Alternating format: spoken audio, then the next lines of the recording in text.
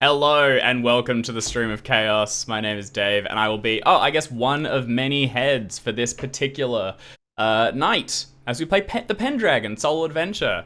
Those of us that were joining us live on Twitch, you got a sneak preview of my face screaming on the wrong OBS setup. So that's a little thing that you'll get to enjoy, and YouTube will never ever see. All right, we'll whip around, I think, and say howdy doody to everyone who we is. Just so that we have a bit of context, and then we'll jump into it. Do you want to kick us off? Sure. Because everyone also got a preview of me staring at a screen and kind of eating my breakfast, which was hilarious. Lucky you. Which may or may not still happen. I still have half a breakfast to go, so apologies. We talk about our Pendragon experience since we don't have characters to introduce. Yeah, good call. Oh, yeah. My Pendragon experience is that I just opened a PDF, saw a bunch of traits, one of which is chaste versus lustful, and was like, I am here for this. That's it. That's my entire thing. Is I opened a page. But yeah, I'm very excited to be the darkest of nights, or at least the darkest part of the soul of whatever night we happen to be playing. Because when Dave said night, I missed the K. So there you go. Perfect. Well, I'm sure we can make that work. All right, I'll whip across to Jackson. Hey, that's me. I'm Jackson, and my Pendragon experience is incredibly little. I think I played like one game of the Classic Edition many years ago. Remember nothing.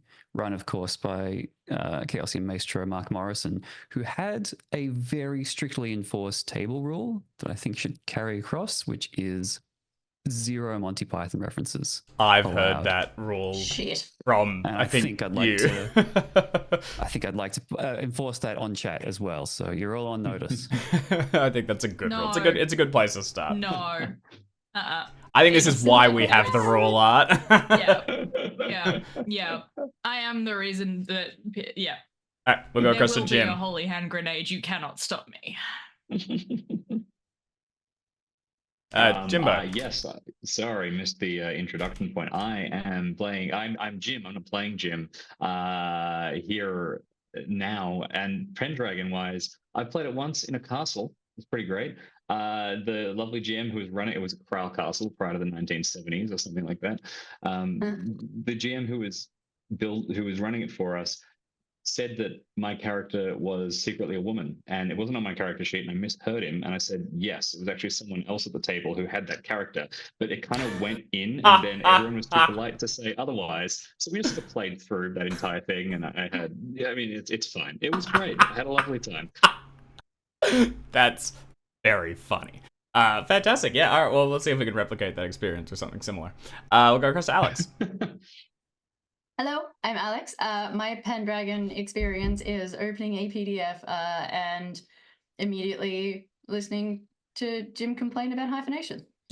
Oh, and weird little guys. I'm aware of weird little guys. So whichever part of the four-headed troll I'm playing, I sincerely hope one of these that I get weird to little be guys. the weird little guy.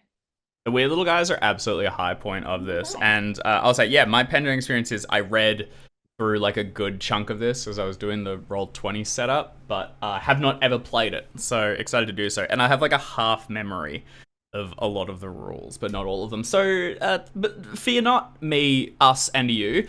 The solo quest will teach us the rules. It will introduce us to the setting, and we will come out of this knightlier, ladelier, and more Arthurian. What was that? Little guy. Little guy, yeah, significantly more little guy. Little guy. I'm gonna show off one of the little guys immediately to chat because it's really good. Look at this little guy. He's a little skull man on above the number 2 for my players at home. He's a really good guy. There's a weird little unicorn thing there. What's up with that? There's others. There's this guy on number 4. All have, like weird. What's up with him? Tails. Their tails are just like squiggles. They're just. Yeah. Like, someone just forgot. They were like, it feels like the medieval version of an artist who's like, I don't like drawing hands. So everyone just gets a squiggle. It's the no feet. I will say I have already found a reference to something that isn't Monty Python, so I may or may not be very fervently in favor of one specific name for our character. Okay, well, that's good. Well, we'll get to naming in a hot second. I guess for context for everyone listening, our intent is we're probably going to do 2 sessions of this. So there is a character creation that's included as part of this scenario. So we will meet our squire, and then we will take them on exciting adventures for a couple sessions. And then we are going to be returning to Jimbo's Font of All Evil, the Rivers of London scenario. And then in future, we do intend to come back to Pendragon. So this is us learning the rules a little bit, getting a little feel for the system, and then hopefully in not too long, we'll get a chance to come and explore probably the campaign that's included in the starter set, which is really pretty cool. And then I know that plugs straight through to like the Grey Knight and other stuff. So yeah, hope we get a chance to play through all of that. All right, so without further ado, why don't we jump in with a lot of reading? So I'll kick us off, and we'll just go sort of page by page. And once we start getting towards the character creation things, we can begin to make some decisions. So I guess if we can swing it, we'll also have chat tune in as well and put their thoughts on the scale. All right. So this is the Adventure of the Sword and the Stone, and it takes place in the fantastical world of Greg Stafford's Pendragon role-playing game. Although you normally play Pendragon with 1 or more friends, for this adventure all you need is a pencil, some dice, and your wits, as well as 4 other friends to bring the wits if you don't have enough yourself. You are playing the part of a page serving in the household of a kindly aging knight named Sir Ector. His manor lies nestled in the wilds of modern-day Wales, in a tiny kingdom called Penlyn. Pages are young boys and girls between the ages of 7 and 14 who learn the ways of courtly life by observing their elders and doing menial tasks for them. After serving as pages, most girls become handmaidens to ladies, although some may pursue a martial path and become squires. Boys almost always become squires, though the runts and thirdborns of the family are sometimes sent off to the priesthood. Now that you are 14, you are among those pages at court who dream of soon becoming squires to great and noble knights. Sir Ector has 2 squires in his service, his sons Kay and Arthur. Squires study the ways of knighthood while they serve. Those who are confident in themselves show promise. Those who are confident in themselves show promise, and who have the right connections may become knights. Most remain squires after age 21 and are called esquires to indicate that they are not in service to a specific knight. Kay is an accomplished squire, brave and brash, and is due to be knighted soon, as he is only too happy to remind anyone who will listen. Sir Ector says Britain will need many more knights with strong arms like Kay's in the years to come. For these are dark times indeed. The land has fallen into anarchy and despair. The last High King of Britain, Aurelius Ambrosius, died 30 years ago. His brother, Uther, ruled for 15 years after that from the mighty kingdom of Logres? But does anyone know how to pronounce that? Jim? Jackson? You're normally my... Logres. Logres. Yeah, thank you. I'll say Logres. Logres, but never achieved the coveted title of High King.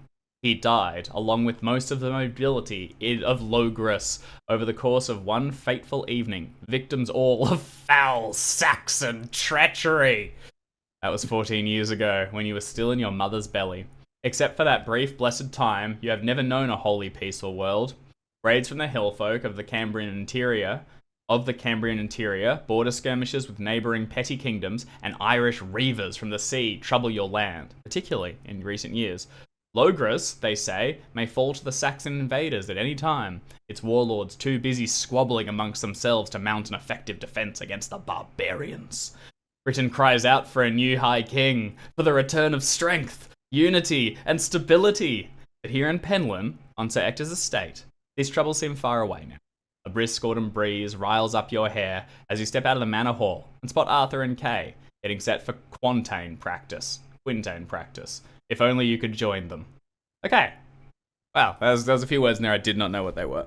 Was really hoping Logres was going to be a one-off, and then it happened 3 more times in the same paragraph. So I hope it goes away. Some sources, I think you got it right, Logres. But if you want to be a little bit more authentic, it should have a double L from in the Welsh version. And as we all know, double L in Welsh is a... Oh, Logres? So, Logres. Logres, I guess. Logres? Okay. Yeah, I mean, that sounds cool. Yeah. There's also right at the Also, end there was isn't- Quintain, which I don't know what that word means. I'm gonna Google. Jackson, you're pretty quick on, Oh, on those your are our fingers. little mannequin thingies that you tilt at. Oh, terrific! That's on the cover. That's this thing scrolling up. Woohoo! It all Also- makes sense. Also, Cambria, not Cambria. Cambridge. Cambria. Well, Cambrian look. interior. We're all Or learning. depending, I think Cumbria is with a U. I know that there's a lot that sound similar, but I'm pretty sure CAM. So I know Cumbria's in it somewhere because I saw one of the maps that was cropped very unfortunately. So it just had "cum" in big letters written across it. And that's all I know about that place. All right. Off to a good start. Yeah. You know what it'd be good to teach you about like ye olde England times? What's that? Stupidly, Assassin's Creed Valhalla. Real dope for if you want to like learn why Lancashire is called Lancashire because its actual old spelling is fucking bonkers. Oh, neat. It's, reckon- because somebody looked at that and went, nah. Oh, sorry, no, it's Leicestershire. If you look Yes. at like the OG spelling is Leicestershire or Leicestershire or something like that. Mm. It's like, which That's is sick. why it still has 18 like letters that no one uses because You the haven't old got spelling time for was- that. And there should be more. Ain't nobody got time. All right. Let's Anyway. I'm gonna kick it across to someone who can take introduction and probably the next section too because they look kind of short. Who wants to hit it? You want to Do we go in wanna order? introduce Art, you want to I'll go? take it while Cinnamon's got her Alright. head down. Okay, yeah, Alex, Oh, you yeah, take go. it This may before be- the That was beast temporary. rears. Introduction order. This may be temporary.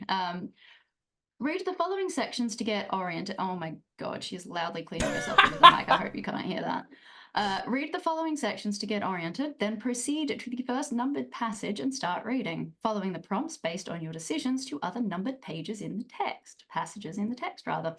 At times, you are instructed to make dice rolls, both for your own character and sometimes on behalf of another. The outcomes of these rolls will also guide you to other numbered passages.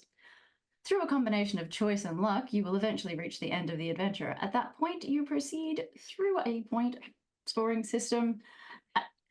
Cinnamon. You proceed through a point scoring system to see just what kind of knight you will eventually become, ranging from a wandering mercenary who promises their sword to the highest bidder, all the way to a chivalrous peer of the legendary Round Table. That's really cool, actually. So I'm guessing, like, because Art, you had a little teaser of the trait system earlier. I imagine this is going to come out and kind of we can produce this character into a full one, and get a sense for their values and virtues.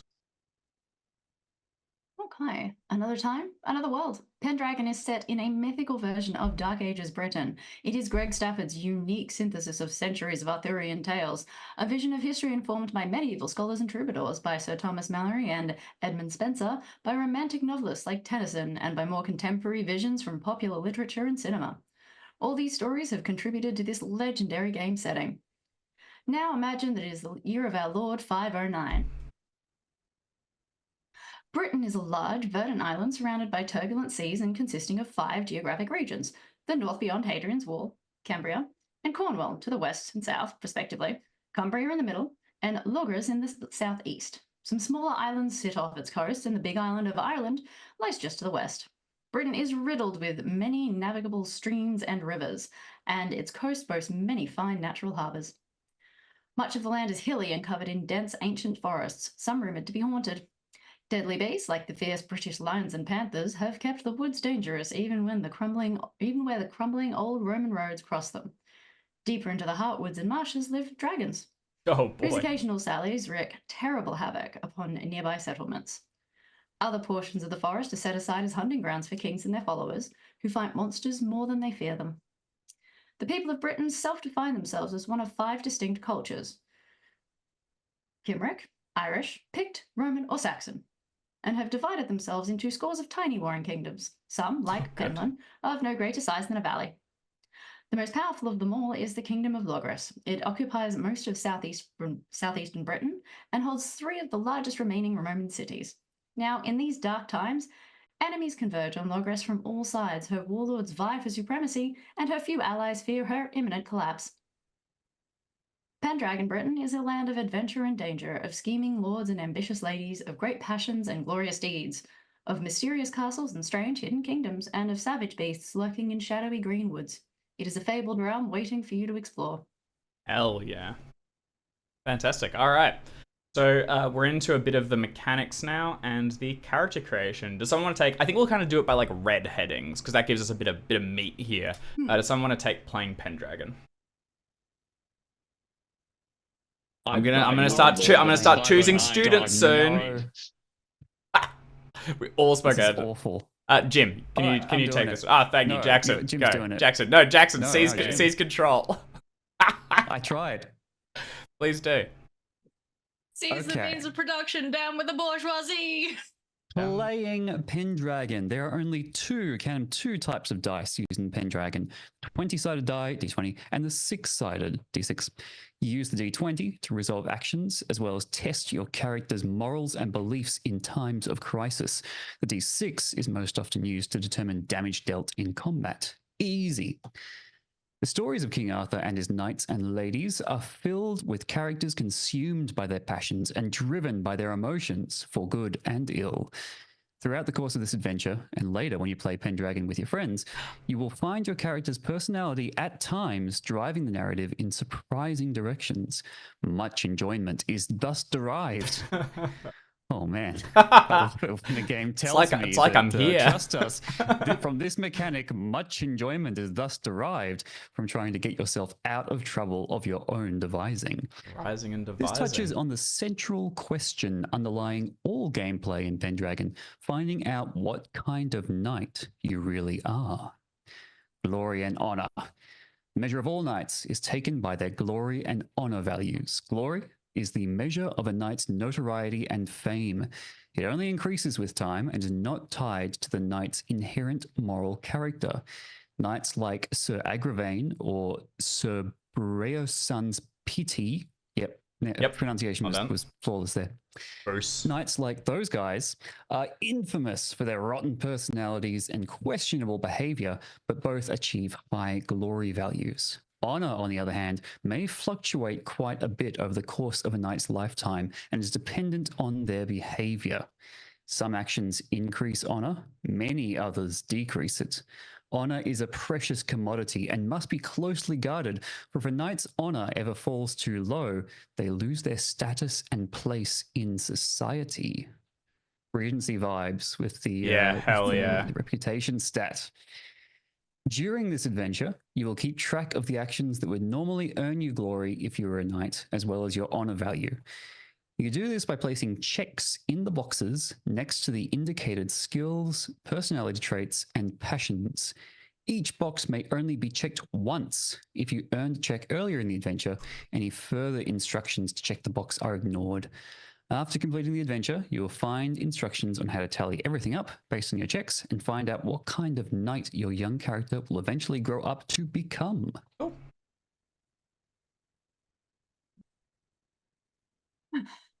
We'll never understand the details of dealing and taking damage. I'll go on, shall I? Yeah, shall hit I it. go on? Hit it. Yeah, I'll go finish her off. Dealing and taking damage. As noted earlier, you roll multiple 6-sided dice to determine how much damage is done in combat. Sometimes you add a set number to the total, such as rolling 2d6 plus 4 when rolling with a quarterstaff. Other times, like when you throw a punch, you simply apply a set number of points of damage, usually between 4 and 5, depending on your size and strength. Armor protects against damage, but whatever gets through is deducted from the character's hit points. Once the hit points fall below the character's unconscious threshold, the character is incapacitated. If hit points ever fall to 0 or less, the character is dying. Although combat is not the focus of this scenario, there are certain paths you may take that lead to combat. We will find them. In such circumstances, you must keep track of both your own hit points and those of your opponent, as well as make all dice rolls on your opponent's behalf. Makes sense for the solo scenario. Pretty clear. And what we're doing is we're using the virtual version of this sheet. So yeah, we'll be able to like tick all of these and see where we pop out. It seems quite similar to the Call of Cthulhu and sort of that BRP base of ticking skills and abilities that come into play. Fantastic. All right, we're assigning names. Art, can you please read the Your Character section? Oh, well. Yeah. How good's this? Oh, yeah. A character sheet is provided with this scenario. This is a simplified version of the standard Pendragon character sheet, representing your character as a 14-year-old page about to become a squire. You have benefited from a lifetime of active and passive instruction in the traditions of your. Is it Kimric or Cymric? I'm pretty sure it's a hard C at this point in Kimric. history. Kimric. Very good. Close to me. The traditions of your Kimric culture, Christian religion, and the duties of knights and nobles. Someone in chat correct us if we're getting it wrong. Give your character a name. Yes. They may be any gender. All children of nobility serve as pages, and some girls choose to then go on to a career as squires and eventually knights. If you are having trouble coming up with a name, think of examples from literature or history. Some suggestions are... Which I'm assuming As we're follows. ignoring in favor Aiden? of... Did you have one in? Adwin. Oh, yeah. And if anyone... A bonus points for anyone who gets the reference. Pridwin. Oh, Ridwin. No idea. How does one Straight up in spell my head. Pridwin? Pridwyn. It's one of the pre-gen ones they select. It's the fourth last. Hell yeah. Oh, I can see it there. Ah, All right. Pridwyn. Perfect. Jackson, do you want to whack that on our sheet as we go? Are you on that, or would you like me to do it? I have it there. I've already done it. God, he's good. Ridwin is way just that better than what I had in mind. I was thinking that since it was all about Britain crying out for a leader and we were meant to take examples from history, I was running through Liz Truss, Boris Johnson, like anything that we could pull out from that. I thought you were going to suggest Arthur, which I think is equally funny. I think we should be Arthur. I reckon we could really make a name for ourselves in this particular scenario. Cool. Characteristics. Characteristics are your physical attributes. You have no notable strengths or weaknesses. How these function in play will be covered through events in the scenario, but note that they also determine your derived characteristics such as hit points, movement rate, and so forth. And such. Personality traits. Next, let's look at personality traits, often written simply as traits. These quantify and guide your character's actions. All traits come in pairs with two values that sum to 20. The values of each are written on opposite sides of a slash. Hang on. For instance, like 13-7, as one trait rises, the other falls by an equal amount. 14-6, 15-5, and so on. A character tends to act according to the trait with the greater value. The bold personality traits, Dave, if you want to scroll a little bit lower down in the PDF on our stream so people can see all of them. Oh, yes, all the traits, I see. The bold personality traits are called your religious traits and represent the values most important to your religion. Other traits, those marked with a star, are particularly important for knights. You may now customize your trait values. Hooray! All traits start at a base of 10.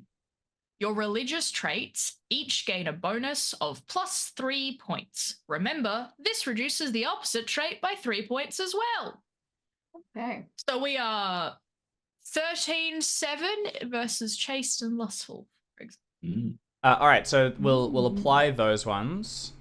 So yeah, 13. We're at 13 chaste, 7 lustful. As you said, 13 forgiving, 7 vengeful, and then that continues across the merciful, modest, spiritual, and temperate. I'm projecting forward a little bit to some of the, and remembering some of the conversations I had with David Larkins. I wonder if, because I know you can be a pagan knight, I wonder if based on the religion you have, the virtues are going to swap, so you could potentially be starting off with a different set of bolded values. I believe that is the Makes case. sense. Yeah, it's because that you get them from the as it said, the bolder are religious ones, so they change based on your religion. Very good. I expect the knightly ones are probably going to be the same. All right, so the first decision we're going to make is choosing one trait and making it 16. This is your famous trait that you're known for amongst your peers. No, that's not the first one. The first one is valorous trait. Oh, cool. Ends at 15. So Lovely, you may now valorous. customize your traits. All traits start with 10. Your religious traits gain a bonus of 3. Your valorous trait begins at 15. It doesn't, however, tell us what that means. I guess. Oh, wait, hang on. Is there a Mark valorous? one. Yeah, it's down the there bottom. is a It's the lowest valorous. one. It's Lowest valorous one. and cowardly. Yeah, got it. So I then think we're we not should be- introduced cowardly. I think we should be famous for our cowardice. 16 in that. I agree. Except my where I was you going from here can't was do that. You know, I If Why not? Valorous is 15, Cowardly is 5. I think it sets it to Solid. 15, then we set it right back to 4. Right back down. Where the hell do you think you're going, Because Valor? honestly, my follow-up to your Valorous is 15 and which obviously sets Cowardly down is, it's going to be a lot of hard work to kind of kick that one back up in gear again. We have to figure out where the Cowardly loop right back begins. up in gear. We have to figure out where the loop begins, though, because we could start the adventure. So as soon as we get out of character creation, it resets it back to 15, and we just miss out on having a legendary trait altogether. That's true. That's true. That's true. That's a good point. So I mean, we're a squire here, and they've already set the stage a little bit with we've got this other character, Cash or whatever his name was, who's he's a bit rugged, isn't he? He's a bit of a loose unit, but he's got his big strong arms and everything. He's knighted, and he's just gonna heck off. So I'm thinking, I want we to know go about the full other brother. prudent? What's going on? What's going on with the other brother? I was thinking, oh The yeah, one who just straight up didn't get beyond a single mention. Artie. Yeah, I reckon he'll probably get Not his worth time. talking about, apparently. I want to make a case for, I think honest could be fun because I think it could get us into some situations. I also know that it's, so I don't know if it's in the scenario, but my understanding is the GM can call for rolls, right? So I expect if we try to lie or something, we might need to roll against our honesty. So being very honest could be cool to get into a situation where we cannot tell a fib if presented. Same with trusting. I was going to say Trusting's also trusting good. as well. Okay, my pitch, this is only because of who we are as people, is make us no Reckless. wow Reckless. reckless. Make us famous for being reckless. Yeah. I think reckless or honest is going to give us the best If you're, options. Trusting will be funny, but we will die. yeah, if I'd we, be keen for Get energetic short. too if we're playing to type. If that we're A going short, for our own. dull stream. I think if your child comes out with 16 reckless and 15 valorous, they are not long for this world. They are gonna die. And therein lies the pitch. I'm fine for reckless. I'll take reckless. Shall we? Tally ho. All right. Well, I mean, but if K is super reckless, we want to just, That's true. Do you want to follow? balance If you've him. got I don't think Kate is My rash. vote is still honest. I think that is my Yeah, my I'm happy with favorite. honest. We I can be think honest would be honest. very funny. The honest, Yes, it earnest was. truth. We got 6 points here, right, to spread Yeah. around. So we Yes, have- that is the last thing No, too. so Yeah, we have our the famous last thing, then so we- 6. Oh, choose one trait Famous and make it is- 16. Famous trait. Sorry. Yep, I lost track. What's our Yeah. famous trait? what you are known for amongst your peers, and then finally Gotcha. distribute 6 points among any of the other traits. No trait may be raised above 15. You're free to put all of your points into one trait if you wish, as long as it remains under 16. And then Cool. obviously any points we add in, we must obviously subtract from the other side.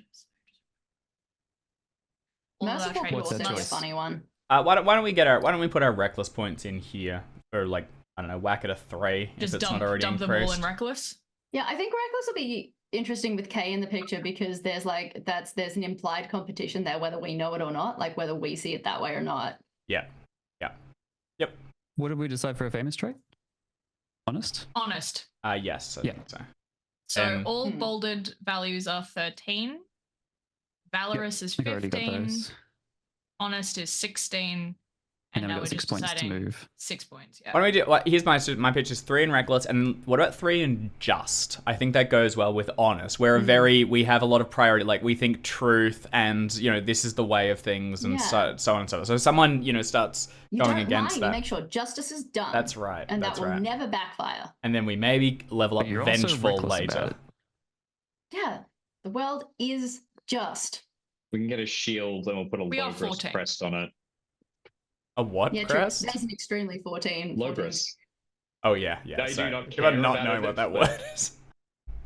Progress for Logris. Just remember that. I will not.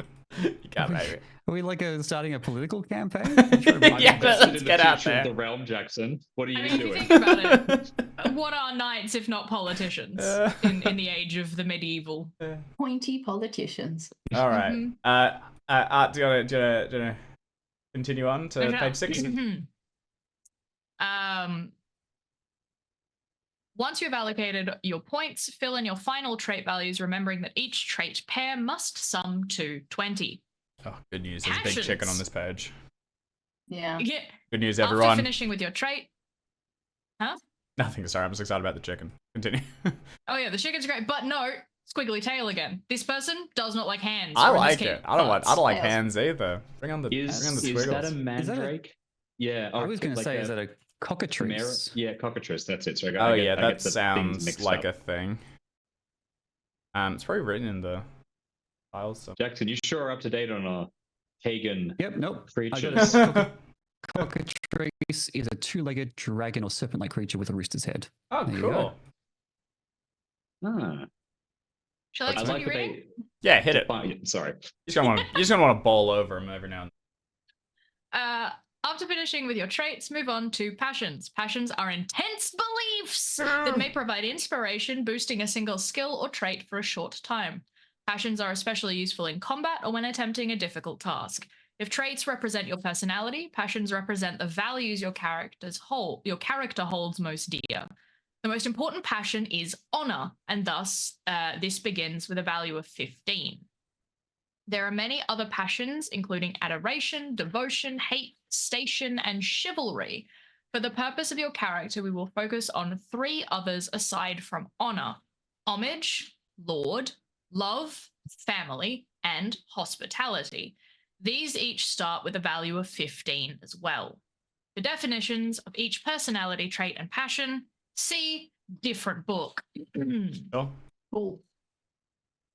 I will say that is the other book that's in the starter set, so we do have access to that one. And Yes. but I don't have the PDF In open, book 2, so we are currently in book 1. Shan't ever look at it. Yeah. Okay, so no decisions to be made here. Although Jamie, it does look like your political campaign has its tent poles. Love of family, honor your lord. Well, in that case, Jim, do you want to take over from skills? Because I think we're pretty much done with this section after that. So Absolutely. Let's do it. The final step for customizing your character is assigning points to your skills. As the name implies, skills are what allow characters to accomplish great deeds in the game. Each skill has a default value listed on the character sheet in parentheses. The values are increased in a variety of ways, as outlined below. Because you are a Kimric Knight in training, you add 3 to your charge, horsemanship, and courtesy skills. Every family has a certain inborn talent for a particular skill. Roll 1d6 and consult Table 1, selected family characteristics to find out where your natural talent lies. Then increase the indicated skill by +1. So we've got a table with keen-eyed, well-bred, perceptive, silver-tongued, everyman, player's choice. And those give correspondingly a bonus to awareness, courtesy, intrigue, orate, folklore, or any of the above. Oh, Doug. All right, well, I have submitted a roll, but it's decided not to do it. So, do we want to just choose one? That would be pretty reckless. Oh yeah, player's choice. Oh, I guess we have to. Oh no, there we go. We got it. We got a 2. Courtesy. Oh, well, that didn't sound excited. We are courteous. Oh no. Well, you came in first. Your roll just came in, Dave. Oh, I was You've got a later. 3. But we'll do yours. Yours hit first. We'll, And we'll also, honor the I don't first. like the idea of us being perceptive. I think honesty goes really well. Yeah, with courtesy is not being... great. I think that works really well. We already have high courtesy from being Kimric. Let's get it higher. Big numbers. All right. get +3. Pump those Check out numbers this up. guy. We are Higher up well courtesy. bred. Hey, everyone, look at Jackson. He wants small At numbers. this table. Jackson wants small We're numbers. He doesn't like reckless, but big we're numbers. polite about it. What the hell? Yeah. The higher our courtesy, Have you the just stuffier our have you accent not gets met to be. someone with ADHD? They can be very courteous. But they are deeply reckless people. Rock and And roll. by they, I mean done. us. This is the stuffiest 14-year-old on earth. this child does suck. Is the outcome? No, This child This is I a hate bad it. child. And I'm so very well bred. Oh, that K. Oh, I hate him so much and his muscly arms. Oh, Arthur. So me at 14. He's just so Hey Arthur, do you think you could maybe wanna go swing the sword? Hey Arthur. Are we bullying our own character? Yes. First thing. Well, Kay's gonna do it too, so I want to be on the cool kids team, so I'm gonna bully us. I've just got the Arthur theme stuck in my head now. Yeah, Every day when you're walking across the courtyard. Dangerous. So we distribute some points. Do you want to keep punching Yes. along? Now distribute 10 points amongst your skills with the limitations outlined below. These personal skill additions represent where you have put your time and attention as you have grown up at court. As with passions, not all skills are useful in every scenario. However, some skills are Courtship. used only to knights, such as stewardship, courtship maybe, but stewardship in this case, are not included on this character sheet. For definitions of each skill, see Chapter 4 Skills in Book 2 of the starter set. Skill limitations. When distributing the points listed below, you must follow these rules. No skill may be raised above 15. No skill with a starting value of 0 may be increased. And the following skills cannot be raised above the value of the appeal characteristic at the time of character creation. Bad news for Courtesy, our. Flirting, folklore, intrigue, and orate. Bonuses from your Kimric skill modifiers and family characteristics may raise skill values above the limitations set out above. Okay. There you go. We're more courteous than Courteous. our appearance would suggest. Hell yeah. Yeah. Appeal, rather, not appearance. So it's worth flagging. We have, for the Roll21, we have all the skills included. So we can scroll up here and see the ones up for grabs. And then, so we need to assign 10 points amongst them.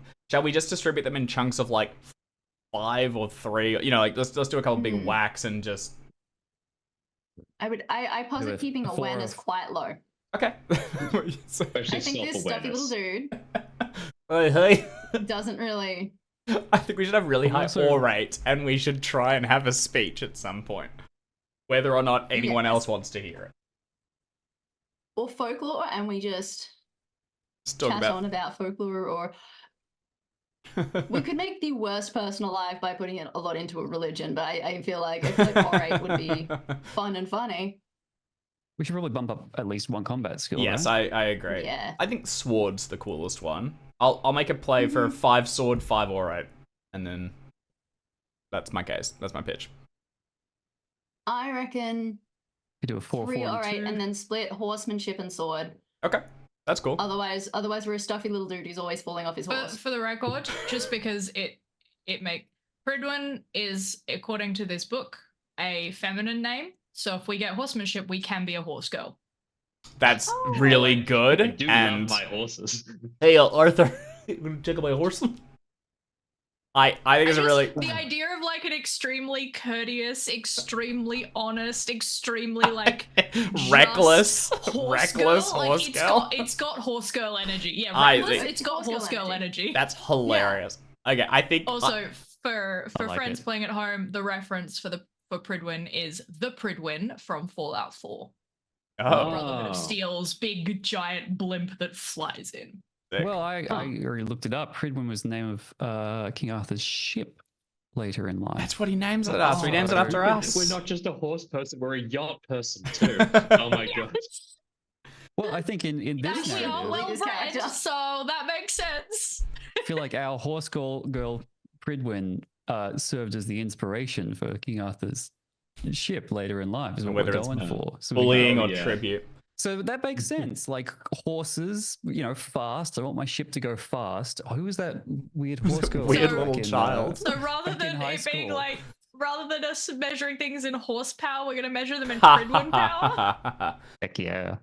Okay, here's my pitch: 4 orate, 4 horsemanship, 2 sword. Done. Bang, gavel. One Okay, slight into it. alteration. Gail. Sorry to okay. That's No, fine. go for it. Go for it. Go Let's for it. just stay with it. I'm just thinking, is sword the best thing to be using on a horse? No. No, Yeah, spears are yeah. probably better. Yeah, I think something longer. charge. So charge is the one that you use for lances, and basically if you're on the horse. So charge would probably be Oh. our get 'em.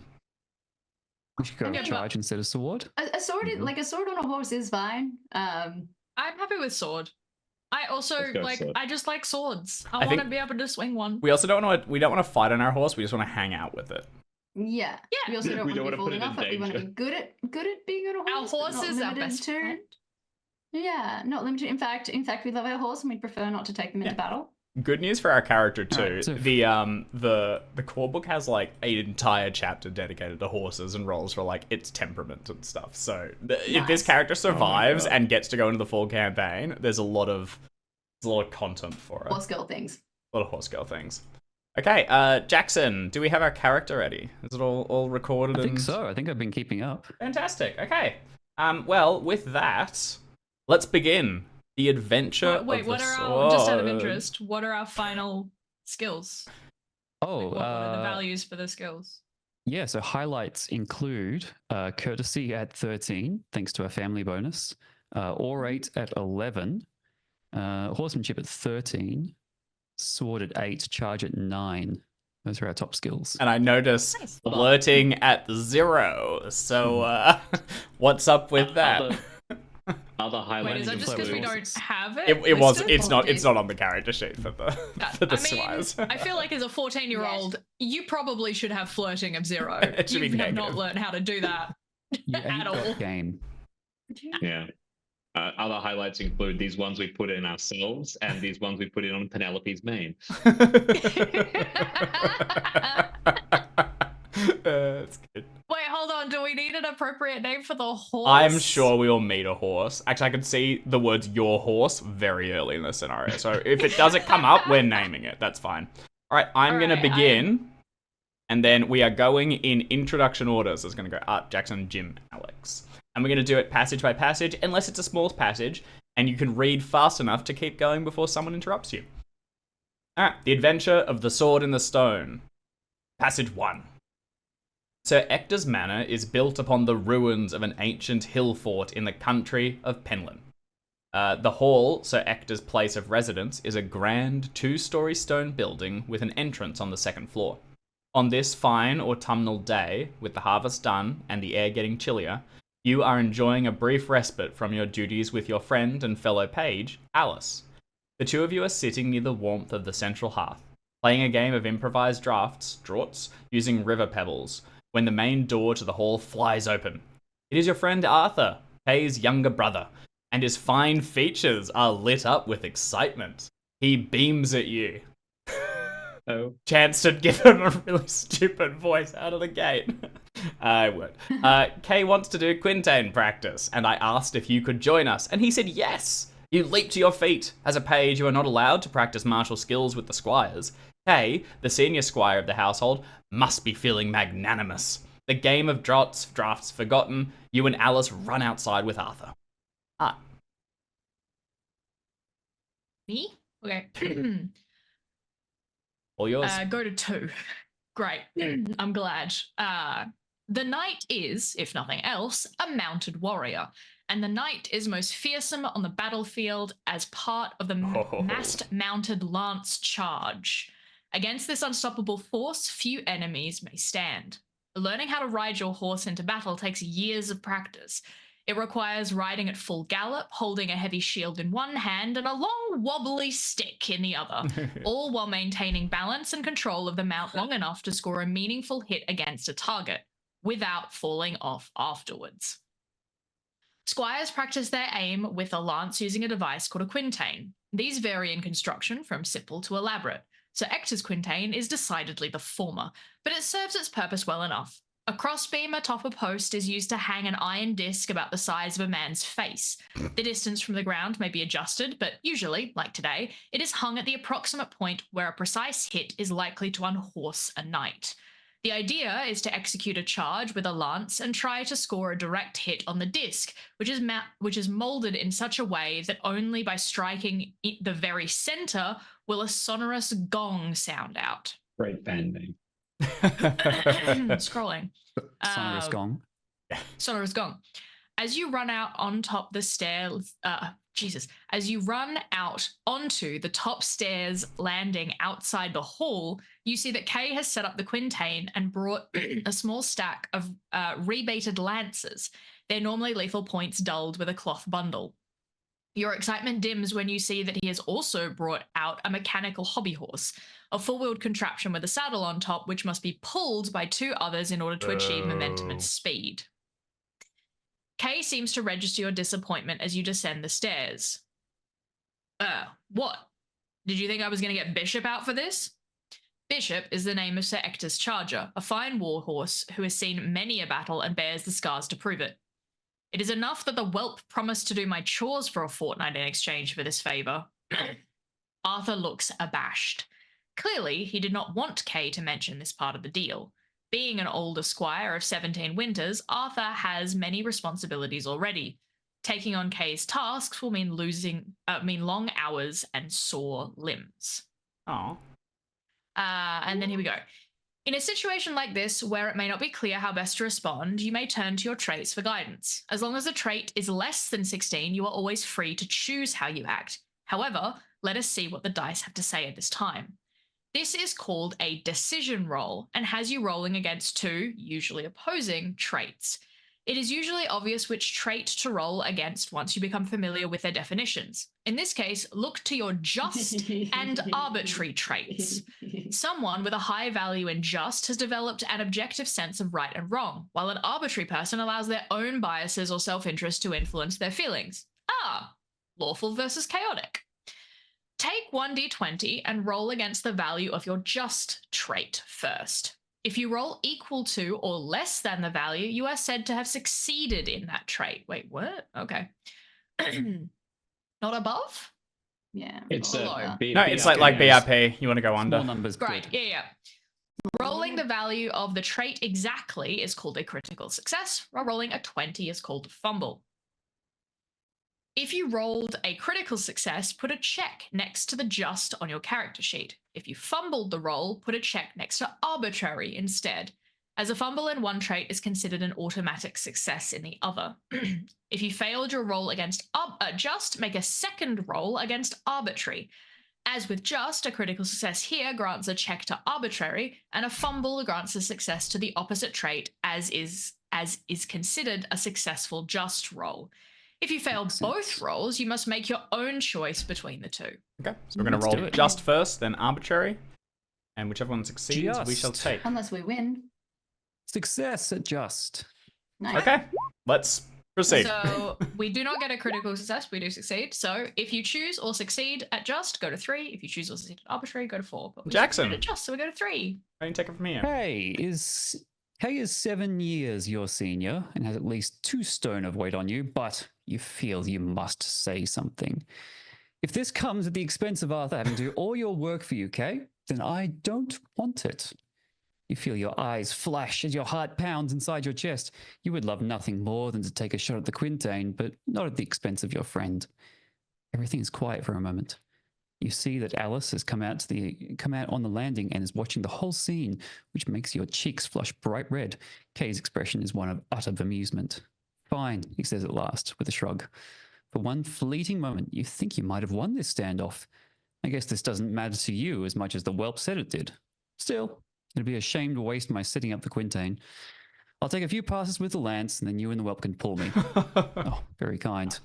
Word. Do we want to quickly Shall I read go on? through the doing the right thing as well? Do you want to get through that one as well? Yeah, Jim, you want to hit that if you got it? Sure. Doing the right thing. Pendragon often confronts players with dilemmas that are played out using personality traits. The traits on the left-hand side of the column of your character sheet are considered the more positive ones for knights from Britain's mainstream culture and religion. Acting in accordance with these traits is considered being a good Cymric Christian knight, but is not always the right thing to do. Behavior that seems advantageous in the moment may come with a hidden cost later on. Conversely, some sacrifices may be made entirely in vain. Traits of 16 or higher, called famous traits, often compel behavior in accordance with that trait unless you roll under the opposing trait. Other times, you may wish or be asked to roll against 1 or 2 traits to determine a course of action, such as making a valorous roll to confront a terrifying monster, or rolling against temperate and indulgent to see if you overeat at a feast. Over time, acting in accordance with a particular trait raises its value, causing you to act even more so in the future. Yeah. And with Very the good. only one that we have that is not considered a good one, reckless. Which I think is still cool though. So, Tim, you want to keep going for 6? Let's do it. I'll jump across to number 6 and jump right in. You cannot help but feel dejected. Arthur catches your eye as you both move to the front of the hobby horse and gives you an encouraging smile. Oh my. You can see that he is grateful you spoke up, which helps to lift your spirits. And he might Don't just worry. name his ship after you one day. I definitely ship them. Before you know it, you'll be doing... I'm here for you'll be Alice. Before you know it, you'll be doing this practice so much, you'll wish that the Quintain had never been built. By making a just decision against your own best interests, you earn a check to honor. Kay hops on the back of the hobby horse, causing its legs to bow alarmingly. He wields the lance, 12 feet long and made from a single piece of ashwood, as if it were a stick. All right, horsey, let's go. He pretends to put spur to horse, and Arthur laughs. At the landing, Alice shouts out words of encouragement. Your leather shoes dig into the uneven turf as you pull hard. Even with Arthur's help, this is going to be tough work. Make an unopposed strength roll to see how you fare. To do this, roll 1d20 and compare the results to your strength characteristic, as you did with your traits roll. Remember that rolling the exact value of your strength is a critical success, while rolling a 20 is a fumble. What's our strength score? So our strength is 12. No, 12, yes. Okay.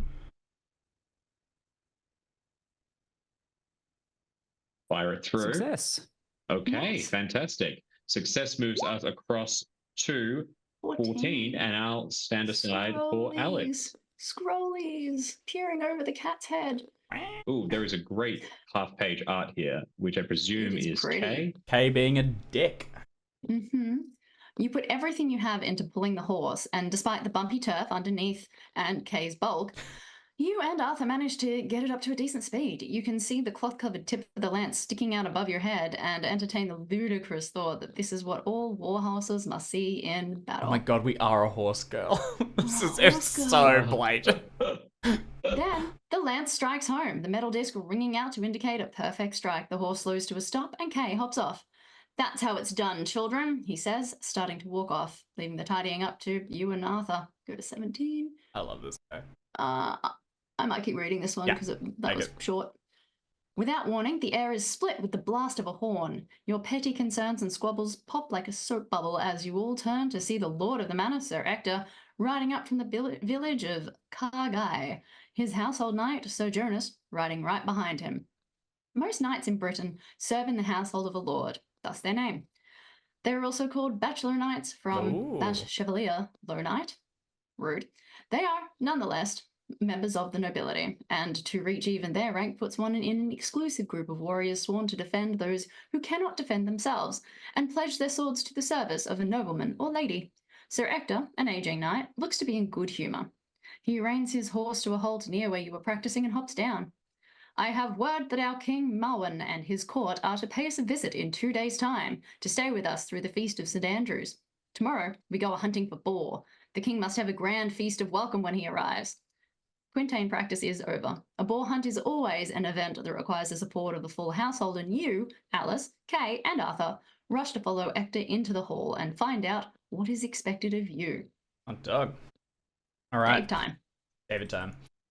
Today marks a week before the Feast of St. Andrew, and the morning dawns chill and grey.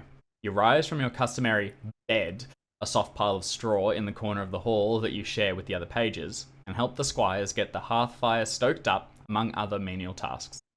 Sir Ector is also up and moving about, preparing for the hunt in consultation with Sir Jonas. Hunting is Ector's favourite sport, and he employs a huntsman, a gnarled old specimen called Glyn, to help him in his efforts. Glyn is up in the hall at dawn, along with Di, the dog boy, to discuss the day's prospects. Considering the season, all agree that boar will be the most likely quarry, but they will not know for certain until they see the tokens. The hunt, you have gathered, has a lexicon all its own, with words like unharbouring, fumes, a bay, and so forth. Although you have seen many hunts set out from Hector's Hall, this is the first time you're invited along on one, and your stomach is far too unsettled to take the bread and small ale on offer for the morning's fast breaking. Arrangements are made, and the hunting party assembles outside the hall. The knights and squires are dressed in their gambesons, thickly quilted cloth armour that provides some small protection against the beasts of the wild. Each carries a special spear called a boar spear, which features a long, sharp iron head and a sturdy metal crosspiece, positioned about 18 inches down the shaft and intended to prevent the wild boar from running up the spear and goring the hunter. Sir Ector has spun fireside tales of companions lost to the savagery of the boar and its razor-sharp tusks, and your blood runs cold as you think what it would take to bring down such a wild beast. You walk alongside Di, who has his hands full managing the estate's pack of baying, running hounds. To your other side lopes Aaron, the great shaggy coo or wolfhound, who is a great favourite of everyone in Ector's household. He is as big as you, but gentle as a lamb. His presence reassures you, for he is as brave and as true as any noble knight. The air is fresh from the rains overnight, and as you walk across the vale, the clouds begin breaking up, allowing some golden sunlight through. To the east, you see the golden rays reflecting off the surface of Lynn Tide, the mighty lake that forms the headwaters of the River Dee. It is said that beneath its waves lies a sunken city, and some nights you can see the lights of the buildings down in the depths. That's what Kay's always claimed, at least. You and Arthur have snuck out a few times, but you haven't seen anything so far. Aside from the scattered towns and villages, and their farm and pasture lands on Sir Ector's estate, most of the Vale is light woodland, and you are making for one such patch of forest now. Glyn and his assistants from Care Guy get a head start earlier, and you can see them approaching bearing the fumes, excrement, of a boar inside the rim of their hunting horn. Pass across to Art for 19. Sorry, they You walk myself around first. with bear poop, Bullshit. with boar poop Does appear to be to the try to case. lure boars. Yeah, I guess so. I also Gotta do what you gotta do. Jumping quickly, say, and I believe it's K or K, because it apparently it is named after K. Just one of those. Oh, historical wait, things the where character technically we- the story. Yes, because this is an element of like the history and the the place is named in reference to a mythological hero called Cai, which is the inspiration for K in the Arthurian Hey. language. Yeah, cool. So Okay, so, gay. It's gonna be K guy. yeah, or it could also be Okay, gay as in guy. happy I in see. this I see case. the K- CAER. gay. Hey, guy. Okay. There's a Gay. CA. Yeah, K gay. Yeah. Cool. Hit it. I won't probably. Yep, cool. Sir Ector dismounts and confers with Glyn the Hunter about the best approaches, the location of the boar's lair, and so forth. The air is electric with anticipation. Kay approaches you. You see he is holding a sausage link. He tears it apart with his teeth and offers you half. You should eat something. Hunts can last all day. Kay does have his moments of compassion. Here's him. As you eat, he explains the different calls of the huntsman's horn, how it is used to gather the hounds, to signal the other hunters, and to announce the death of the quarry, in addition to sundry other uses. Every knight and squire carries a horn, for hunts often range over vast distances, and it is easy to get separated. Arthur has drifted over during the conversation as well, listening to Kay while leaning against a spear. You should stick nearby to me and Sir Ector, says Kay. If you get separated, just listen for our call. Once we've taken the boar, you will help bring it back to the hall. Just then, Glyn signals the finding, the opening stage of the hunt where the beast is unharbored, and the chase begins. The hounds set up a tremendous racket, and the nearby nearly pull. You said day? I then was would be saying this person's die, I name? think, yeah. But if it's gay, if it's Get out there and AI have is fun A, with it. We'll go with day. Yeah. Also, I think change it every Yeah. time, just for fun. great. Mix it up. Nearly pull Day off his feet as they begin to move towards the wood. And then the knights mount up, and Kay and Arthur rush towards their horses as well before Arthur stops, turns, and hands his spear to you. In case you run into any trouble, he says, his face grim. You feel a wave of gratitude wash over you. It is not as sophisticated as the knights' boar spears, but it is better than nothing. Gripping the spear, you break into a trot on foot. Horse girl. Keeping up as the knights canter towards the woods. Oh my god. It's blatant, isn't it? I'm so glad we made this decision. We've been screwed otherwise. It's also great Yeah, for Sorry, yeah. Soon you're amongst the trees, the dead leaves of autumn crunching softly beneath your shoes. The bracken and branches are not so bad here, and you keep an eye on the knights as they press ahead, dogs and huntsmen in the lead. It is not long before you hear the blast from Glyn's horn. The quarry is found, the chase is on. You see the signs of movement deeper in the woods and go that way, your breath ragged in your throat and coming out in great white puffs. More horns blast, now from multiple hunters. Dogs barking and howling, echoing among the trees, shouts fading into the distance. Look around. You're all alone. Whoops. Make an opposed roll of your hunting skill versus the boar's avoidance skill of 10. Damn. You are trying to both succeed at your own roll hunting and roll better than the boar's outcome if he succeeds at his avoidance roll. This is called winning the roll. If you and the boar both succeed, but he rolls better than you, then this is a partial success. If you fail your roll and the boar succeeds, this is a loss. If you both fail your rolls, this is a mutual failure. And rolling a 20 means you have fumbled your roll. For this opposed roll, there is no penalty if you fail or lose your skill roll, apart from the simple consequence of failing. But this is not always the case. Let's see what happens. We're going to roll our hunting skill. And I believe it is beating it is considered rolling higher within the bracket. So what is our hunting, Jackson? Our hunting is 5. I know the boars is 10, so what the hell? Let's see what happens. So our Avoidance, hunting roll. Come is on, gonna I go need thusly. this. 19, Oh, not a almost fumble. Not a fumble, but still almost. fail. Oh, hang on, they do. And then we'll roll for the boar's avoidance skill, right? Which is 10. And the boar rolls a 13, Okay, all right. so also Well, that's two. fails. Mutual. So we all if fail you at both this. fail your rolls, this is a mutual failure. Mhm. Mutual failure. So if you fail or lose the roll, so if you roll critical success, we don't. If you win the roll, no. If you manage a partial success, no. If you what We was failed. a partial success? Uh, If succeeded, but we we succeed, succeeded. but the ball rolls high. Yeah, cool. So We we both fail. succeed, Go yeah. to 39.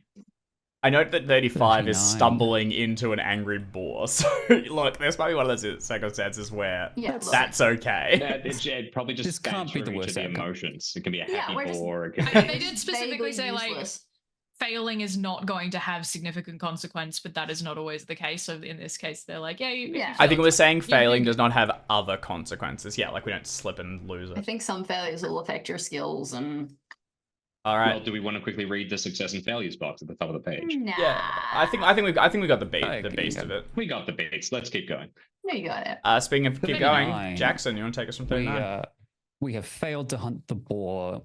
You wander the woods for what feels like hours. The day is growing long. From time to time, you hear the distant call of a hunting horn and turn in what you think is the right direction, but then another call sounds from a completely different direction. You are beginning to despair of ever finding your way out of the woods when suddenly you spot a remarkable scene up ahead. A great mossy rock juts from a cliffside. Under the overhang, there is a lean-to hut, its boards green with moss. A ragged hemp cloth curtain hangs in the doorframe. There is no sign of anyone about. Do we investigate the hunt or do we Yes. go back the way we came, requiring a hunting roll? Glad we have that reckless. I think Yeah. we better do We gotta go nothing inside. but investigate the hunt. You push aside the Hut? ragged curtain and enter the hut. There is a pile of straw in the corner. We're in the hut, everyone. It's okay. We're all right. We got it. We got the hut. There is a pile of straw in the corner that seems to serve as a bed. We mean seems to. I sleep on it. I That's sleep on what we straw. are. And the only other pieces of furniture are a three-legged stool and a small cabinet, both roughly carved. The rock of the cliff overhang forms the ceiling and 3 walls. You see a cave mouth in the far wall, and you can just make out the flickering of a feeble flame somewhere within its darkened depths.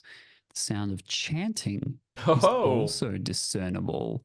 We hell? must make a Oh. religion roll. Or find and produce book 2, Call of Cthulhu. Cthulhu, yeah. you can leave the hut and go back the way. Oh Uh, no, yep, could yep, you- cool. could- All right, so no, step 1, make a religion Roll roll. a religion. Here it comes. Fail. If you fail Okay. the religion roll, you can decide whether to press on or leave and go back the way we came. God, Mm. reckless. Press I on. mean, We tough got it. I want to choice, know what right? the chanting's about. Let's go be pagan. What is a piece of art? Let's go meet some Uh, druids. Excellent. Dudes. Let's press I- on to I think we press on. 42. Oh, great. Jonas isn't going to be happy about this. But we're Yeah. honest, we're not smart. Yeah, and we're reckless. Jimbo, you want to take 42? Absolutely. Let me just scroll across. Please hold. And the cave passage is narrow and twisting and nearly pitch dark. Only the light of the hermit's candles in the chamber ahead provides any sort of illumination. You emerge into a makeshift chapel. The chamber is shaped like a beehive, and water drips from cracks in the ceiling. soaking into the pebbly ground. Across from you is a crude altar festooned with images of Christ on the cross, the apostles, the Virgin Mary. Many small beeswax candles burn on the nooks and railings of the altar. In front, kneeling, is a raggedy man, his head bowed. He is whispering and rocking back and forth as he does so, lost in holy ecstasy. Despite the simple surroundings, the room seems filled with an otherworldly sensation. The air seems thicker here, almost sweet. Either choose between or roll against your spiritual and worldly traits. If you roll, you may choose which to roll first. Do not roll against the second trait if you succeed at the first. A critical success means you place a check next to the trait. If you succeed, we go on. If we succeed at worldly, we go to a different one. And if neither roll succeeds, we must choose how to act ourselves, which is that if we feel spiritual, we go one way. If we feel worldly, we go the other. Yeah, and there's just an opportunity to get a check, basically. So we have a higher spiritual than a worldly, which we inherited from our religion. So I think we roll. Let's make a spiritual roll, Let's right? do it. We'll just go the higher unless we really feel like it. Yeah. Vibe. Roll. We have failed We have spiritual, which pegged means we that have one. to roll. Which means we have to roll worldly, right? We have failed worldly. Okay, we may choose. So we, Which means we have to choose. I feel like we choose the higher, right? Well, Yeah. I accidentally read the one of them a little ahead, and it's very horse girl. So I would, but we.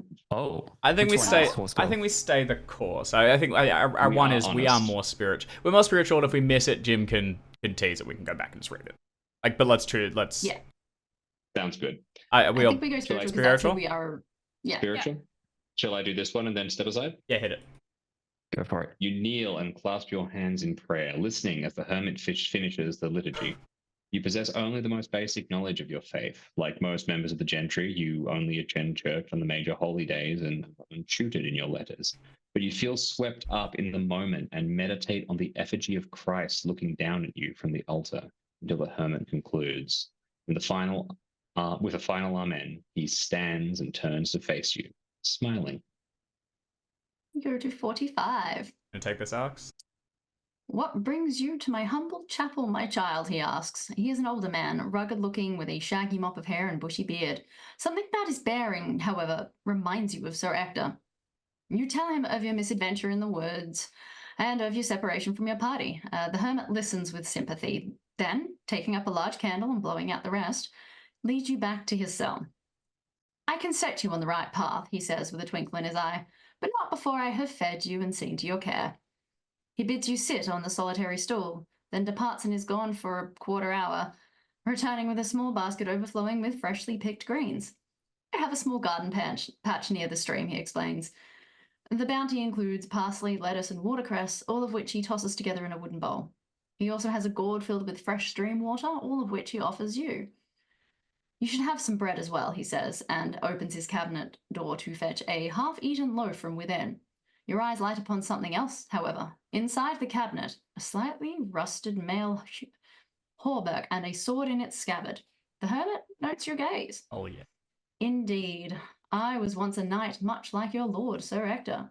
I held many estates, and had a fine wife who blessed me with 12 sons. Yikers. He pauses. You think he may be on the verge of tears, but he composes himself and continues. I lost all of my sons in just a few short years. 4 horsemen visited my hearth again and again. When my youngest, my last, when I lost him, I lost myself. I took leave of my senses and lived as a wild man in the woods for months, years. At last I found my wits again, thanks to the grace of the Lord. I saw a vision deep in the forest, a silver stag, between its great antlers a glowing apparition, a grail covered in shimmering samite. I understand why Mark's rule exists now. I knew myself once again, and knew my life's remaining years were to be devoted to holy contemplation out here in the wilds. The hermit takes a deep breath and smiles at you again. All done? Good. Let me show you the way back. Thanks to the hermit's directions, you head off in the right direction, and you soon hear the sound of the mort being blown on a horn. The boar is dead. And you Hooray, had we lunch. did it. What are we going to? 53. We're scrolling past a lot of really interesting looking art. What the I will hell? say, so the one bit, not to be too picky, but I love to just sit there for a hot 15 minutes. I'll be You right just sit back as he there. scrambles out to his garden. Just You Make just a sit there. Let's make a quick salad. growing all. It's watercress. You It's just like sit a there weed, and you right? get watercress. Thank you, sir. It's wet. Can I have a go at your sword? From All right, I'll take it From from what I you. understand, it's a super common kind of trope in Arthurian stories that every now and then a character just goes mad and lives in the woods for a while, and that's that's where the interesting stuff happens. Like That's cool and chill. if you get rattled, you go mad and you live in the woods for a few There- years. It's the fashion of the time. It's I was because we're in there. I'm just like in like the Regency times, it was the thing to do to have a hermitage on your property.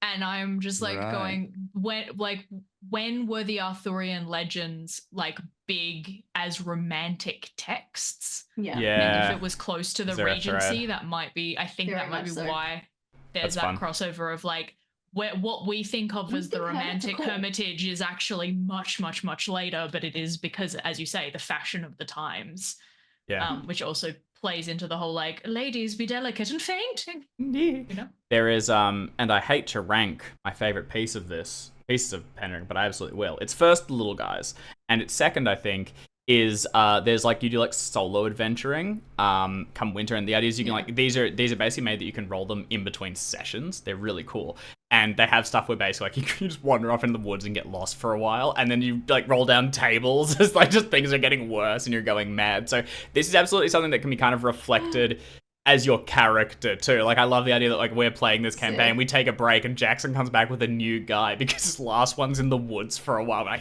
he'll turn up. It's fine. Don't worry about it. It's very For good. real though, if I had 12 kids to deal with, I'd go into the woods. Yeah, well, no, understandable. David, you don't have to deal No, with them. no, they he all doesn't. died. He does Yeah. it. Ah, okay. That's the Yeah, issue. he had 12. He was quite happy. They Yeah, kept he dying, and the He last didn't one, have he's to like, have. He didn't have to have the 12 of them. That's so right. he It was his fine. choice at some point. yeah, the man got the whole like my line ends with me, and instead of taking that as like a thing to be proud of, just that's it. Just fair. Done. All right. Amazing. I shall proceed. The boar lies dead, its blood soaking into the leaf-strewn ground. The barking and whimpering of the hounds forms a chorus in the background, but they know to hold back. Their reward is soon to come. Sir Ector takes a stout, sharp blade and begins the unlacing of the beast, first disemboweling it before cutting it into 4 quarters, plus the head. Some of the boar's insides are now thrown to the dogs, while others are set aside for use in the forthcoming feast. Kay blows a complex pattern on his horn to signal the conclusion of the hunt. Spirits are high, and there is much laughter and singing as the parts are gathered for transport back to the hall. You and Arthur hoist a pole between you, from which hang the boar's hindquarters. You arrive back at Sir Ector's hall as the sun begins its descent to the horizon and a chill westerly wind picks up, blowing great grey clouds across the sky. Within, the hearth fire blazes, and you, Kay, and Arthur warm your hands, beaming at each other. Wash up, barks Sir Ector. No time for dilly-dallying. The king arrives tomorrow, and there is much to be done. I shall continue. The morning dawns under patchy rain clouds, and all you want to do is stay snuggled under your bearskin blanket and rest your aching muscles. Roll energetic versus lazy. If you succeed at energetic, check the trait and get up in spite of your wariness. If you succeed at lazy, check that instead. It takes Kay's admonitions. Admonitions. Bad word to hyphenate. Admonitions. I guess. Admonitions. Yeah, it really threw me. I think admonishment. That is a word. Yeah. But we're It learning. just looks so bad hyphenated. Yeah. It's not a good one to hyphenate. Regardless of the outcome, you are soon hard at work, attending to your morning chores. Let's have a quick look at our outcomes. Fail We've got energetic. Very Critical much. success. No, No. It's That's not a exact. critical. There's a success. All right, we are lazy. Kay kicks us in the We're teeth, lazy. and we get up. Regardless of the outcome, you are soon hard at work, attending to your morning chores. Return to the hall around sext, noontime. You find the household hard at work, laying out the trestle tables and setting up the hall for a grand feast. There is a high table where the king and Sir Ector will sit with their favoured guests, and 2 other tables set perpendicular to that, forming a rough U shape. I wonder if we tick lazy Don't you- here. Oh yeah, check Very that. funny. We do. Yeah. Hooray! We do. Yeah. We're It's gonna be lazy. very funny being just and lazy because those two things are gonna And reckless. most of the time. Seeing justice being done means doing a lot of hard bloody work, and we're going to hate that. Lazy and reckless Yeah, is but an I feel awful like- combo too. We're gonna be a champagne socialist horse girl. I care so for the plight of the Grail, but I simply can't. I've got so much to do. I mean, I feel like currently, because we're half and half. The idea of like we're not particularly energetic, we're not particularly lazy. The point is that like it could have gone either way, and on that day we were like, I'm sore, I'm tired, I'm having a nap. We had a Just fight. how annoying. How annoying. 'Cause I'm would assuming the there's a chance energetic, that- just honest horse girl be? Like, how Yeah. It's annoying true. would that person be? I mean, I feel like you're just describing a horse girl. I love I her. think She's I my know her favorite. sense of tautology. Art, do you want to Yep. take us from 55? Yes. As the boar meat roasts over a spit, filling the hall with a mouth-watering aroma, you help Kay and Arthur in setting up the trestles and benches and in laying out fresh hay on the floor. Then Kay, entrusted with his father's keys, retrieves the silver and fine linen from the lockbox in Ector's solar, and the three of you set out the service. So Jonas, meanwhile, is busy setting up the dresser, a side table where the food is prepared for presentation at the table. With ritualistic care, he sets out the pewter goblets, ewers, and hannaps. He also sets up the aubery, a special cupboard where Sir Ector's finest platters are displayed for all to Ooh. admire. Ombre? I don't know. Ombre? Now I'll work it out later. It's Badonga. got AU in it. That's for gold. Yeah. Ooh. Hey, Ombre. he's good. Write that down. Yeah. I love that they tell you, they were like, hey, returning at Sext. That's noon for those who don't know the liturgy of hours. I didn't know. I would assume that would have been tell you what 6, that is. which seems early. No, Sext is 12, is like, it is 6, but it is noon. Oh. It's the sixth Prime- hour of the day after dawn. What's fascinating, because Prime both. is like 10 p.m., 10 a.m. I am definitely glad it How came far are back we because I from would not have Greenwich? gotten that. Because we can figure that. Yeah. Liturgies of hours is fun if you ever want to just go into some weird Latin Wait, stuff. when were Um, time zones invented?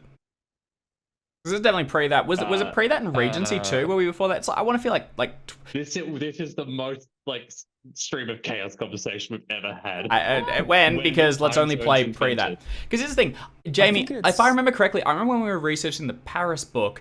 There's the place where they have that had something to do with it because there was a whole fight about it set in Paris or it's set in Yeah, London, and That's Paris right, I believe because lost. They wanted to do it in France. Oh yes, Yeah. 1883 according to.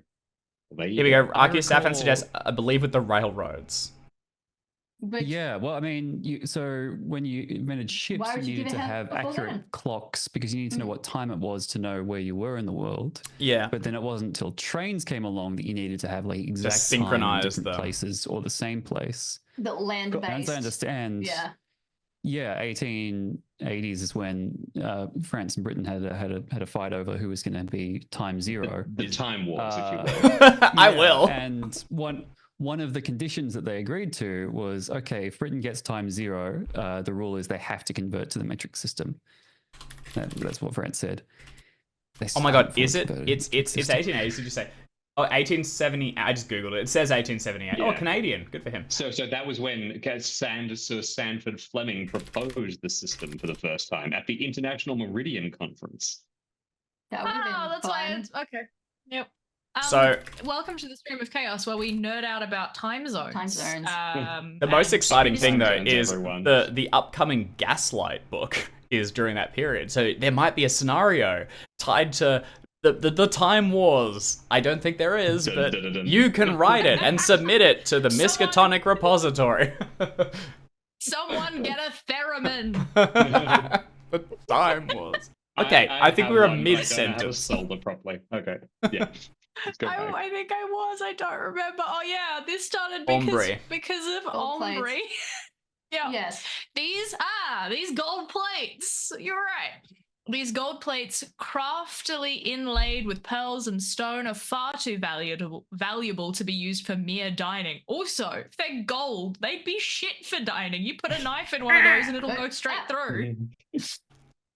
You watch as Ector's tapestries, taken outside for freshening up one final time before the onset of winter, are hung again.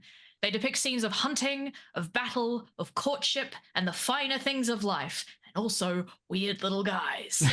You have studied these tapestries many times over the years, for they hold the promise of the life ahead of you, a life of honor, glory, valor, and weird little guys. And horses. And horses, yay! Weird little horses.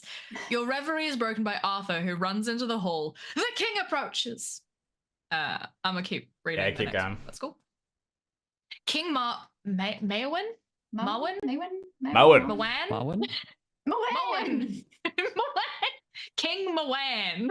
Pronounce it like Duran Duran. King Mowen of Penland is a young man, dark of hair, with steely blue eyes and a scruffy beard just thick enough to cover his chin. He is typical of the kings of these parts, more a tribal chieftain and warlord than anything else.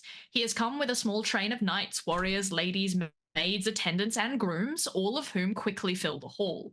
As Sir Ector bows the king into his hall and the accompaniment of to the accompaniment of a trumpet fanfare, there's so many syllables. God. Offering him him rose water to wash his hands and face, your gaze falls upon the most remarkable member of the king's entourage. Oh. A dirty runt of a boy dressed in goat skins, a herder by the looks of him. He catches your gaze, winks at you, and then disappears amongst the throng. Your attention is drawn by Sir Jonas, who serves as Ector's steward, an officer who oversees the estate's food, field, and flocks. He is doling out assignments for the pages and squires. Roll courtesy. If your lazy trait succeeded earlier... If your lazy trait succeeded earlier, your skill is at -5 due to Kay calling you a layabout. That's heartbreaking. Hate that for me. That's so 13 funny. But courtesy. we are super courteous, so maybe we can overcome this.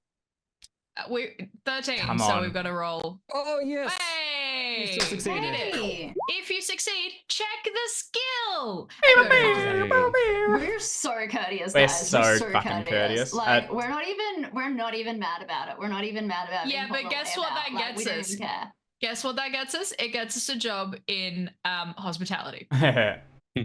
Jackson, do you want to roleplay our hospitality jobs? Your spirits soar as Sir Jonas tells you that he thinks you have grown courteous enough to serve at the table. Ooh. You stand by as food is brought out by the other pages from the kitchen and laid on the dresser. The roasted boar's head, its mouth stuffed with the small russet apples native to Pendragon, is the Nice. centerpiece of the high Doesn't table. work, does it? What? Pendragon? It just is Penthlin. it. Penthlin. Pendragon. Penthlin. Your job is to prepare and serve hippocras, a hot spiced wine Ooh, popular yum. during the colder months. You have done this before for Sir Ector at Yuletide and go about your new duty with practiced ease. Having filled the pitcher, you begin moving amongst the knights and ladies who keep you very busy filling their cups. Mhm. The aroma of the food already out on the table is intoxicating, and your stomach grumbles resentfully. You know that you will have to wait until after the feast for your portion, but this is cold comfort as your eyes wander over roasted boar in ginger sauce, marrow fritters, meat jellies formed into the shape of Sir Ector's coat of arms, lampreys and Very sauce, good. custard tarts, So nice. almond omelets, herb fritters, sliced cheeses, and haslet, the roasted entrails and genitalia of the boar. Yummy. no. You need some sort of distraction from all the food. Do we want to try to impress the nobles of King Marwan's court, or would we prefer to eavesdrop on the conversation Oh. at the high table? I mean, Eavesdropping both is rude.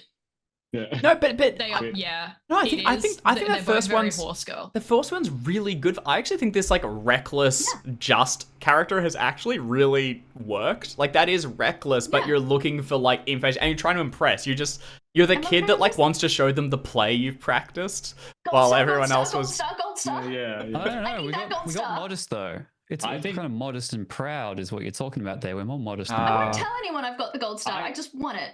I think we're trying to impress them. Like, I think we're stressing about it. Like, we stayed up all night thinking about how we were going to impress them. It's not like, oh, we're And so then good. slept It's in. not immodest. It's like, I will do my best. Yeah, well, Right, we're we have gonna to. try and impress this I think person. So 64 is- 64.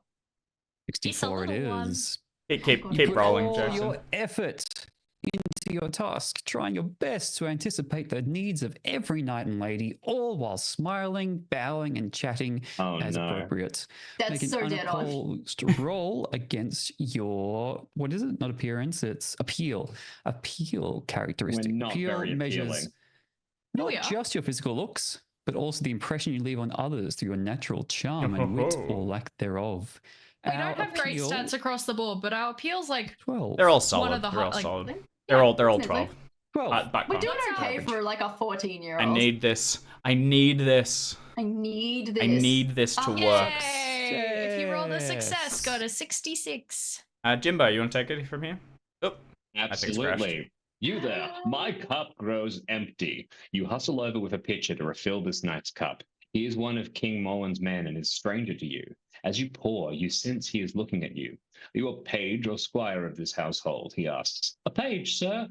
But soon to be squired, I expect. You nod. Very good. You have good bearing about you. Sir Ector does his house proud. They say Kay will make a fine knight. He'll be fighting in the tournament, I expect. You give the knight a blank look.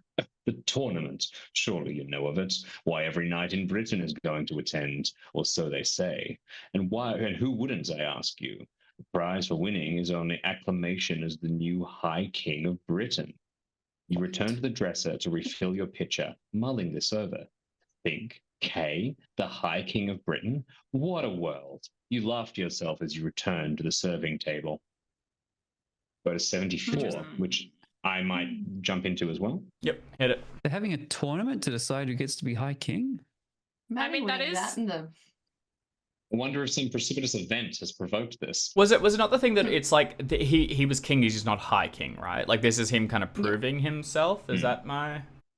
They've got all of the different kingdoms and stuff like that, and they're kind of interstrolling, like the petty king, petty warlord. So this would a high king, I presume, is going to rule over all of the petty kings. King of Yep. Kings. It has been a month since you left home in the company of Sir Ector, Sir Kay, and Arthur, and for the entire time you have endured chill wind and rain and blowing snow, leaving you wet, cold, and miserable. You have often thought of home, dreaming of the warmth and hearth and good company. Alice made you promise to tell her of the sights of Londinium, so you have that much to look forward to when you return, at least. Your journey began on the rough trail that follows the course of the River Dee out of Pentland to the City of Legions. You did not linger long in that thriving seaport with its merchants and travellers from all over the world, or so it seemed to you, before turning southeast along the old Roman road to the kingdom of Camelard. At Carahay's castle, you turned south and entered the great kingdom of Logress, progress to Logress, passing over the Chiltern Hills and through the Roman cities of Corinium and Silchester. The latter part of the journey has been unsettling, like riding through enemy territory, thanks to the constant threat of Saxon raiders in the region. Since the defeat of King Nantelot of Ascalon at the Battle of Netley Marsh 2 years ago, the Saxon king of the southeast coast have grown increasingly bold. Sir Ector has had plenty to say about the current political situation during your journey.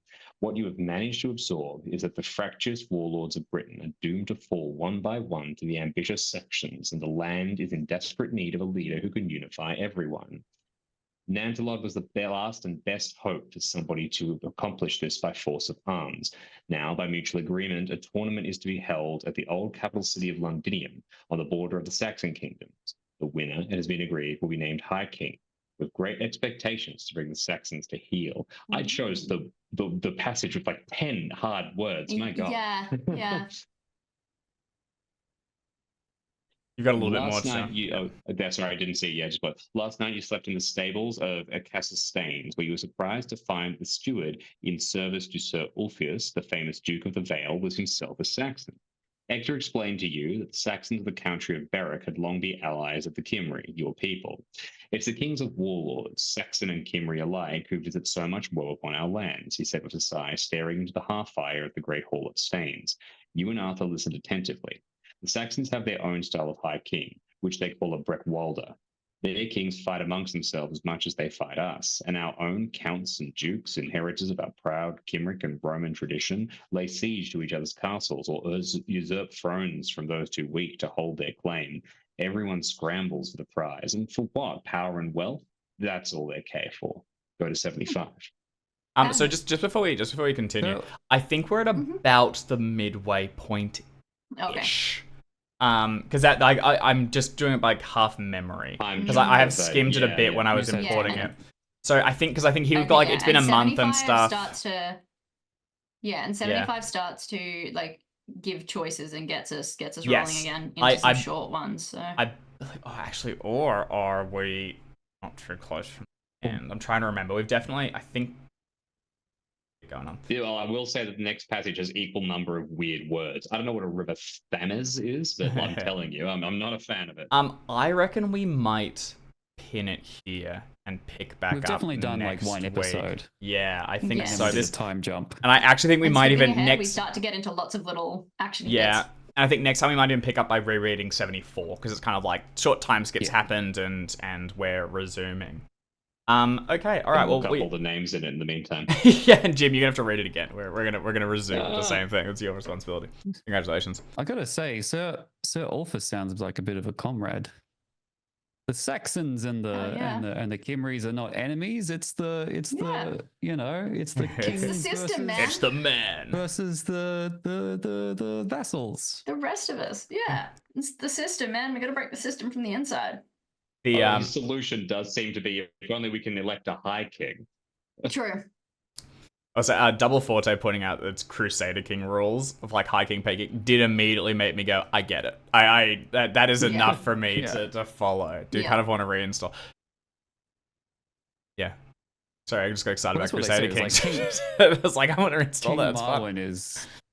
Crusader Kings you'll lose all your time. great. Oh yeah. Crusader Kings, you'll be like, okay, so I have to like baby's first tutorial is, hey, play a duke in Ireland who like but isn't a duke because they give him all different names, and then like become maybe as a count.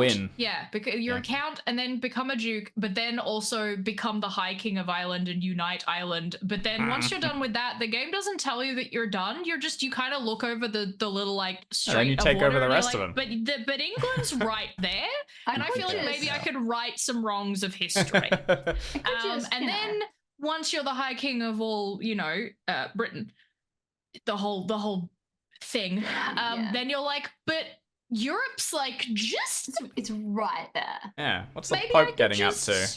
But it does fall apart eventually. You can't. You can. You gotta. Well, it depends on whether or not you can get like single heir monarchy stuff as your government. If it fractures between your heirs, you're sorted. But if you can get like one heir and like you're good, you're set for life until someone gets mad and starts a war, I guess. But just quickly jumping back to the names and the confusion there quickly. Going through just 74 a little bit. I was trying to spot some of them, and I said Nantalot or something like that just because I was going through. I think it's actually it's like a derivative of Nathan, basically, or like an origin of that. But I was very convinced for a second because you put Nante. I thought it might be Nantes, as in the region in Brittany, which is going to get. I just know because I know that there's a big influence of like Brittany into the Britain within the Arthurian legends. So we're going to get a lot of confusion, I think, and I'm here for it. I mean, it could be King Nantleod. Auntie. I really don't know. I looked up Nantalod and seemed it. I quite possibly. Yeah. Cool. There you go. I mean, I guess come back next week and listen to us butcher some more names and maybe another boar. And let's see if our horse girl can become the High King of Britain. I suspect not, but we'll have a go. I think we should put our name in there. Didn't Nero make a horse a senator or something? Like, if we want to adopt Roman traditions again, I feel like. Also, like, which was the? I don't think it was Cleopatra, but there was a pharaoh who was a lady, but like had a fake beard. because pharaohs had to be like men, or like that Hmm. was and she was just like, okay, I'll just wear a fake beard. They're Do like, it. well, that works. That's good enough for me. And everyone was like, well, I guess you're still kind of a god, so cool. Fair. Do what you want. All right, awesome. Well, Um, I think we will park it there. So thank you everyone for tuning in and seeing us sort of Can't wait. create our character and then roll through the first half of this scenario. I imagine next week we'll see the conclusion of this solo adventure, and then probably a little peek behind the screen, the scenes as we go through and see what else might have happened. And depending on how much time we have, we may look further within the starter set and get a bit of a feel for some of the other elements. But yeah, we hope we'll see you soon. Ciao. It's a-